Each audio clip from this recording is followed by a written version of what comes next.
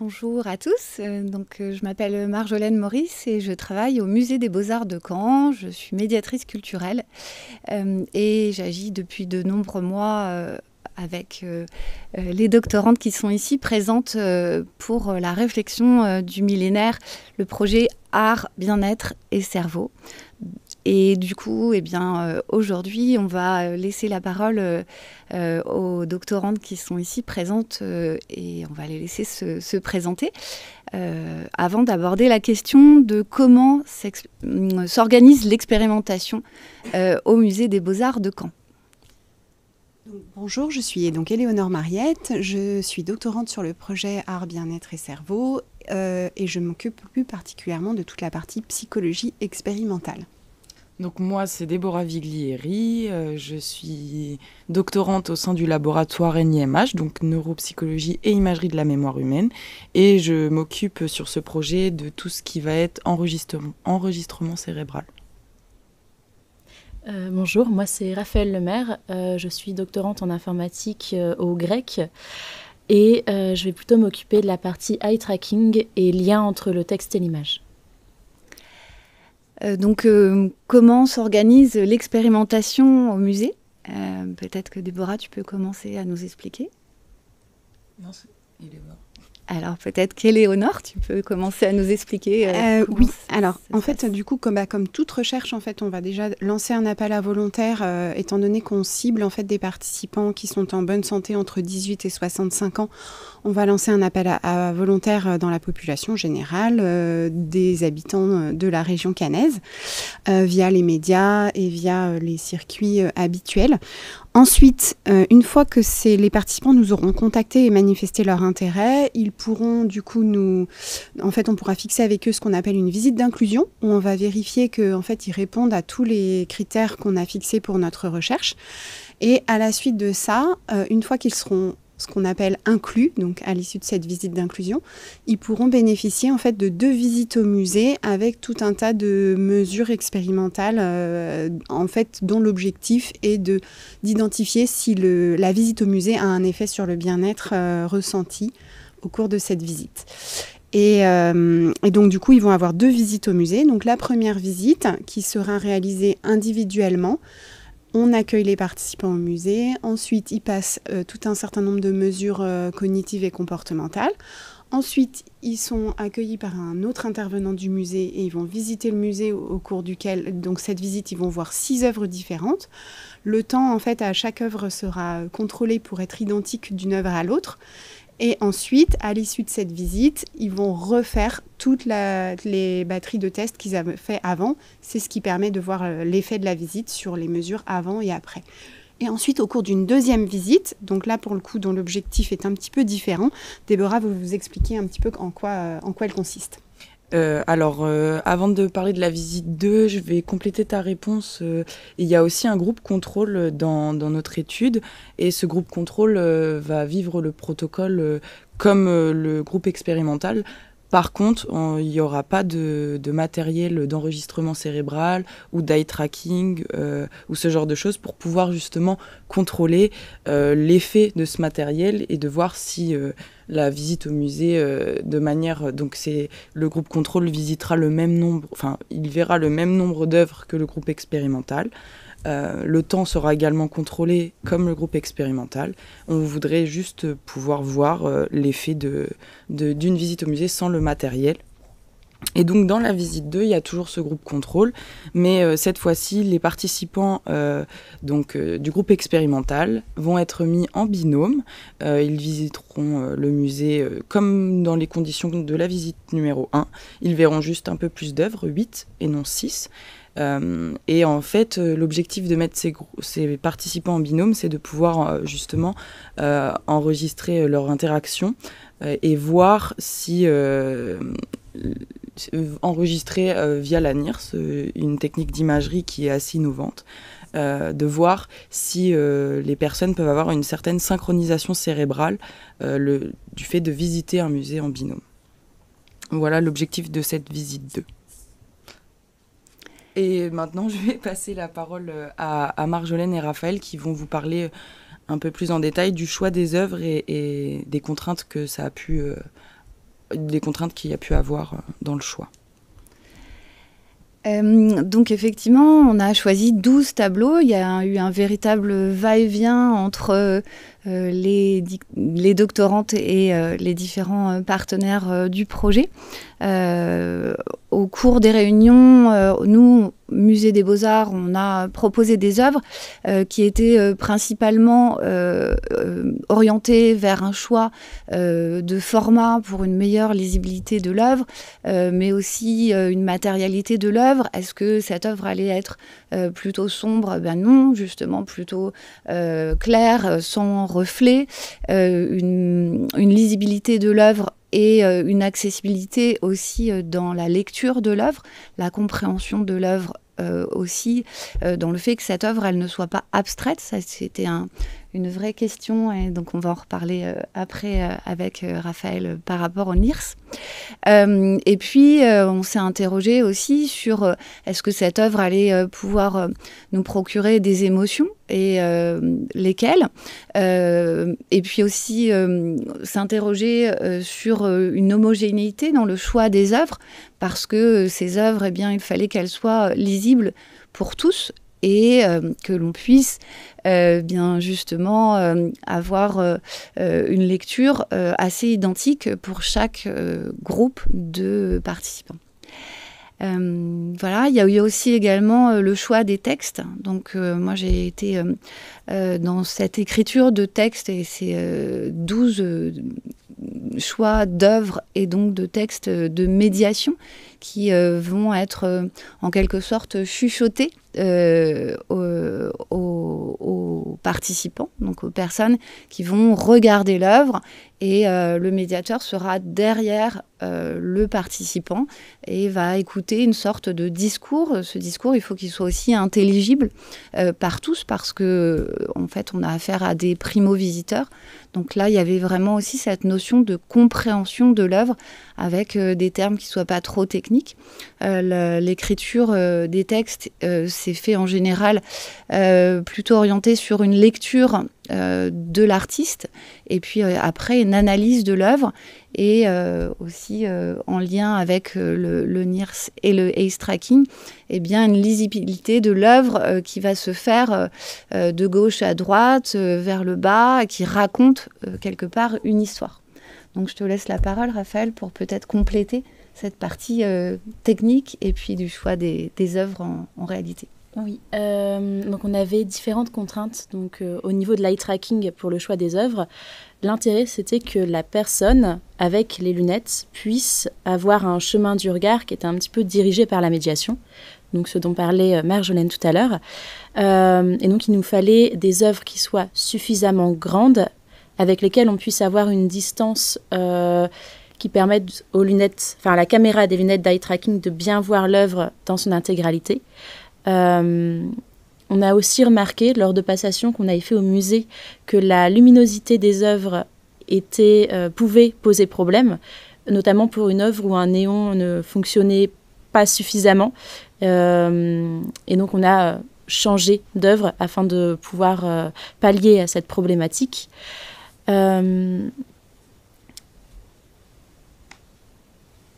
Voilà. On peut peut-être évoquer aussi le fait qu'on s'est interrogé sur des choix d'œuvres. Est-ce qu'on allait vers une contemporanéité? Est-ce qu'on restait plutôt dans une collection ancienne?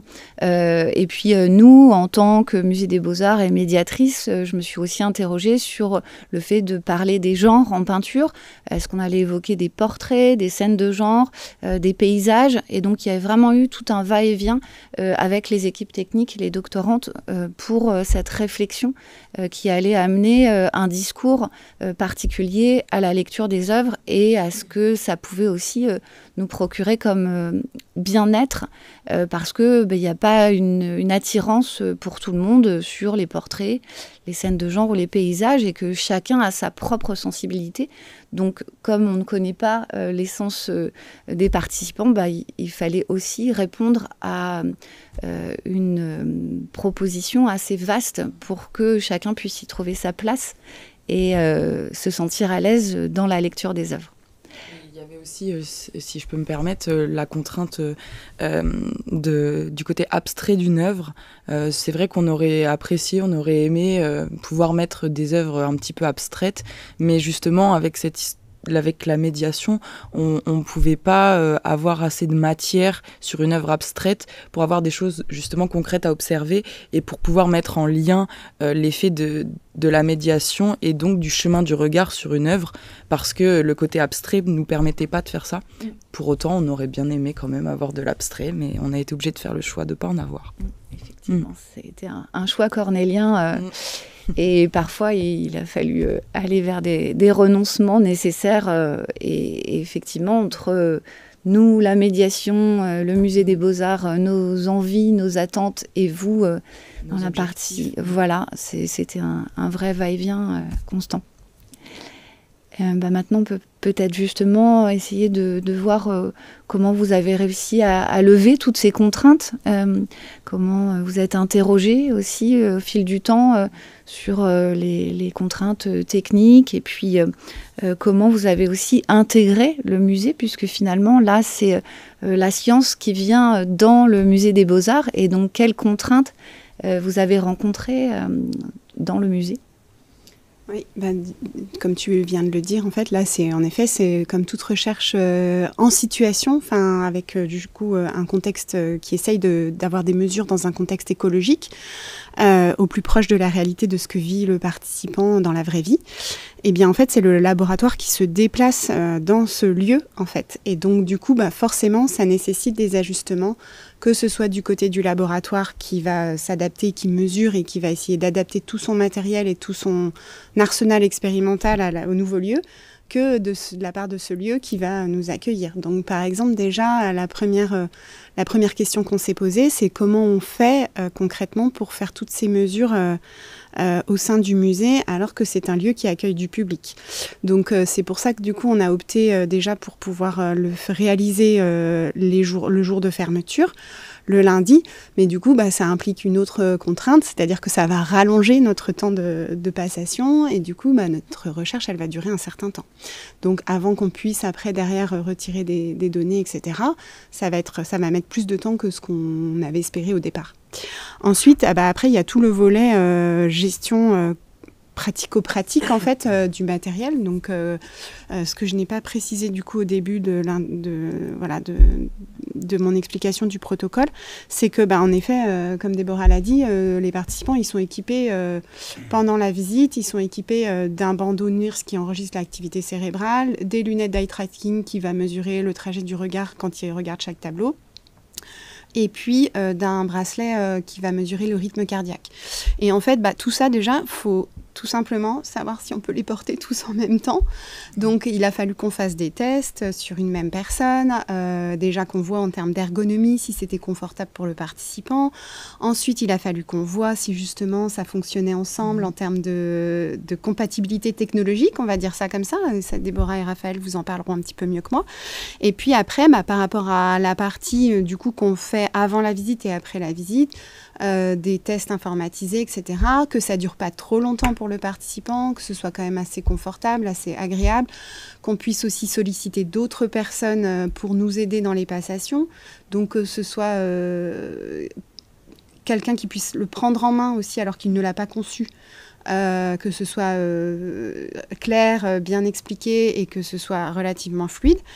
Et donc, du coup, pour ça, on a fait beaucoup de tests en situation, de mesures. Voilà, on a essayé d'explorer un petit peu toutes les possibilités et de voir ce qui rentrait un petit peu le plus dans l'équation, quoi, pour satisfaire le plus de contraintes qu'on s'était fixées, tout en étant assez rigoureux au niveau scientifique, justement. Et donc, du coup, Déborah va peut-être plus vous parler justement des contraintes liées au matériel que j'ai un petit peu évoquées à l'instant. Voilà, alors moi, je vais vous parler plus précisément de la NIRS parce que c'est l'objet de ma thèse. C'est vrai que cette technique d'imagerie, elle est très très intéressante parce qu'on peut l'utiliser in situ dans une situation vraiment de vie quotidienne. Contrairement à d'autres techniques d'imagerie comme l'IRM ou la NIRS, ou l'EEG par exemple, qui peuvent être réalisées uniquement dans des conditions de laboratoire. ce matériel, il est très très intéressant pour notre recherche, mais il y a une double contrainte, c'est que il est très innovant, mais donc il est peu utilisé. Et le fait qu'il soit peu utilisé nécessite une certaine formation à l'utilisation, au traitement des données. Et en plus de ça, il a peu été utilisé et encore moins au musée. Donc on va se déplacer avec du matériel qu'on ne connaît pas. Au début, on va fonctionner un peu par essai-erreur. On aura des signaux. Au début, c'est vrai qu'on enregistrait l'activité cérébrale, mais on ne savait même pas ce qu'on enregistrait exactement, à quoi correspondent les couleurs. Quand on regarde, voilà, il y a des images où vous pouvez voir des couleurs sur le cerveau, etc. Donc ça a été quand même toute une formation, un apprentissage en fait du matériel, un apprentissage de la technique sur le plan théorique. Comment on peut enregistrer une activité cérébrale avec ce casque. Donc en fait, c'est le même principe que l'IRM avec de l'hémodynamique, mais voilà, il a fallu apprendre tout ça. Il a fallu aussi se former. Donc on a été formé par une équipe qui venait de Bruxelles. On est encore en cours de formation. Donc voilà, ça a été beaucoup d'apprentissage. Et je vais laisser la parole à Raphaël pour parler un petit peu des contraintes justement qu'on a pu avoir entre la compatibilité du NIRS et de l'eye tracking, parce que ça a été une grande question. Au début, on ne savait même pas si ça pouvait être compatible. Alors, en effet, les lunettes d'eye tracking sont basées sur un système d'infrarouge, avec un certain degré d'infrarouge. Et le NIRS a exactement le même système et exactement le même degré. Donc, lorsqu'on s'est aperçu de ça, on s'est posé la question de est-ce que l'infrarouge qui va être renvoyé par les lunettes risque d'interférer avec l'infrarouge qui est renvoyé par le NIRS et donc donner des résultats qui ne seraient pas les bons. On a donc fait plusieurs tests dans une cage de Faraday qui est présente au laboratoire Nîmes, où on a mis les lunettes d'eye tracking et le NIRS sur la tête d'une personne. Et on a essayé en désactivant les lunettes, en activant uniquement le NIRS ou en activant les deux. Petit à petit, on s'est rendu compte qu'il n'y avait pas les interférences et que ça s'expliquait par le contact qui est assez important entre le NIRS et la tête de la personne. Et le fait que les rayons donc d'infrarouge renvoyés par les lunettes sont vraiment ciblés sur les yeux et donc normalement ne vont pas vers le casque NIRS. Donc, cette partie-là a réussi à être... On a fini par obtenir quelque chose de correct. Tout à fait. Donc, on pouvait utiliser les deux en même temps. Après, on a eu une autre problématique, c'était l'histoire de synchroniser le NIRS et les lunettes d'eye tracking. La synchronisation des lunettes d'eye tracking en elle-même est assez simple parce que du coup on peut faire un clap devant les yeux, on a un micro qui est accroché donc aux lunettes qui nous permettent donc de recevoir la voix des participants. Mais par contre c'est pas le cas du tout pour le NIRS et donc pour synchroniser lunettes d'eye tracking et NIRS on aura besoin de mettre des marqueurs sur les moments où on a le démarrage donc du NIRS pile devant le tableau. Et on aura donc besoin, pareil, de retrouver ce marquage sur les lunettes d'eye tracking pour faire cette synchronisation. Voilà. Il y a aussi eu une autre problématique plutôt portée sur les lunettes d'eye tracking qui était, en temps normal, on a besoin de faire une calibration des lunettes devant ce qu'on va regarder. Si la personne va grimper un mur d'escalade, on va faire la synchronisation devant le mur d'escalade. Là, on veut que la personne puisse se promener dans le musée, pouvoir regarder plusieurs tableaux sans faire de calibration, devant chaque tableau, ce qui nous ferait perdre pas mal de temps. Et donc pour cela, on a modifié la technique de calibration, qui en temps normal, on a un petit rectangle qu'on met sur le mur et que la personne va regarder en levant la tête, en tournant la tête un peu de tous les côtés. Et donc, on a un peu modifié cette technique de façon à ce que même quand elle va vraiment se déplacer dans le musée, la calibration ne va pas trop changer.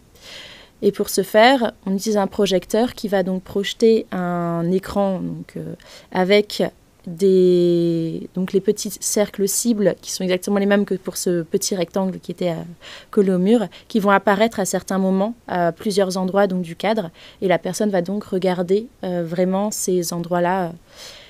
Et on a vu donc que cette calibration-là donnait de meilleurs résultats et permettait de suivre davantage l'évolution lors du musée sans problème du coup de décalibration.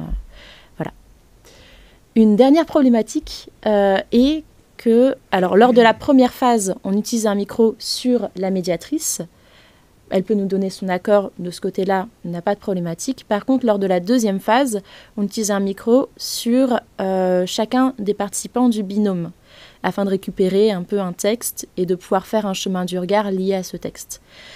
Le fait de récupérer des données vocales d'une personne implique donc une validation éthique qui est un peu plus importante donc au niveau du comité de protection des personnes, ce qui a posé quelques problèmes, ce qui aussi ont été réglés. C'est vrai qu'on n'en a pas parlé tout à l'heure, mais du coup, parmi les...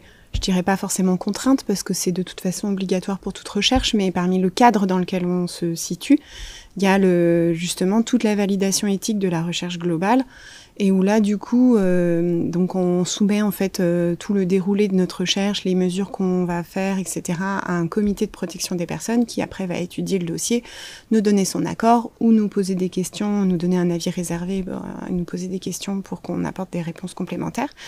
Et en fait, du coup, par rapport à ça, dès que ça implique un recueil de données personnelles ou qu'il peut y avoir ne serait-ce qu'une pathologie en fait découverte au cours d'une recherche, eh bien du coup ça peut générer des questions au niveau éthique et qui nécessitent d'être validées par un comité de protection des personnes et qui d'ailleurs est vraiment la condition nécessaire pour pouvoir après faire lancer le recueil des données. Sans ça, pas de recherche. Voilà.